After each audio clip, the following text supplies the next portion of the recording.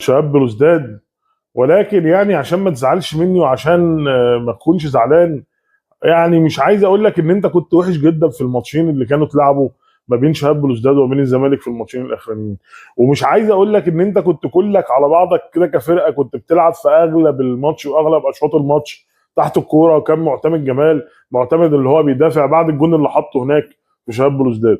مش عايز اقول لك، مش عايز ازعلك، انه الكلام ده مش هينفع في النهائي الكونفدراليه، عشان الكلام ده مش هياكل عيش ومش هينفع نحط جون وندافع بعد الكوره، وممكن ما يسمحلكش القدر اصلا ان انت تحط جون في المنافس وبعد كده تلعب على الدفاع وتلعب كلك تحت الكوره وكل الفرقه تنزل تحت الكوره. ورغم انه الحل دوت كان هيوديك للسيناريو اللي انت كنت ممكن تتعادل، وكان ممكن شباب بلوزداد عادي باي شكل من الاشكال تدخل فيك هدف او هدفين، وحصل. الفرقه اللي ملهاش راس هجوميه على ارضها ولا لهاش راس هجوميه في اي حته كانت بتهاجمك وكانت هتدخل فيك جون واثنين وثلاثه سواء هنا او هناك.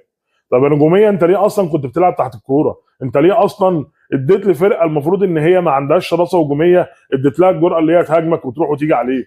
ليه يا نجوميه انت رضيت ان انت تكون الطرف الاضعف مع انك كنت المفروض والطبيعي انت الابر هاند؟